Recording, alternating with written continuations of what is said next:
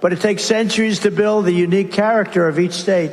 And we are going to, and you know, when you do that, so the number one rated country is Norway. The number two is like Denmark, and you know, on it goes. Spend much less money than we do, and they have the finest education.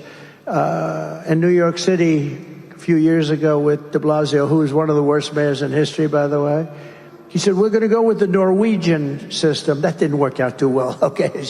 You know, when they start throwing the teachers out the window, that wasn't working out. They don't do that in Norway.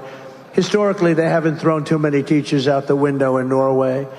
But we're going to make it good. And you know what's going to happen is out of the 50 states, you're going to have 35, like different ones. Iowa will do good. A lot of the states will do very good. I can think of probably 30, 35 will be good. And 5 will be okay. 10 will be okay. You'll have 4 or 5 that will be terrible, but that's okay. We have to control it. But you'll have Idaho. You'll have Idaho will do a great job. They, you know, no debt, no this. They run a great state. A lot of places will have will have education that can compete with Norway and Denmark and this, but we'll have certain places. And it's the same places like Gavin Newsom, who's a terrible governor. You'll probably have a problem in California, but what you do is you give it to the local communities, and they'll have a great educational system. You don't want to give it to somebody like Kamala because she destroyed San Francisco and then destroyed the whole state.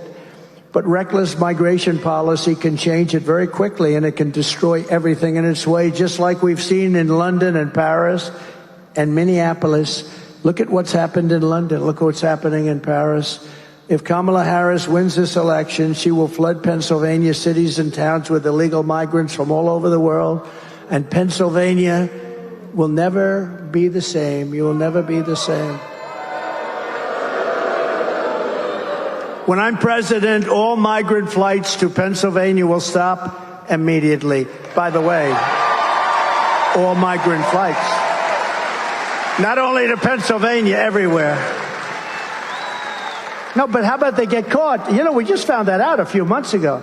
They're saying, no, we're fighting. In the meantime, people are just pouring in. No, we want to do it. And then we learned that the airplanes are flying. That means that, you know, it's just a big con job. Remember this.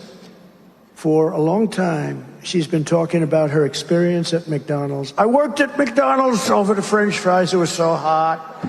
I think I'm going to go to a McDonald's next week someplace. I'm going to go. Might not be in your place. I'm going to go to a McDonald's, and I'm going to work the French fry job for about a half an hour. I want to see how it is. But she said she worked, and she grew up in terrible conditions. She worked at McDonald's. It was such. She never worked there. And these fake news reporters will never report it. They don't want to report it because they're fake. They're fake. They don't want to report it. She never worked at McDonald's, but it was a big part of her resume. They went to the different places. Did she work here? Did she work here? Did she work here? She said, we don't know who the hell she is. Leave us alone. We're making hamburgers. We will end the invasion of small-town Pennsylvania, and we will end the destruction of America. It's destroying our country.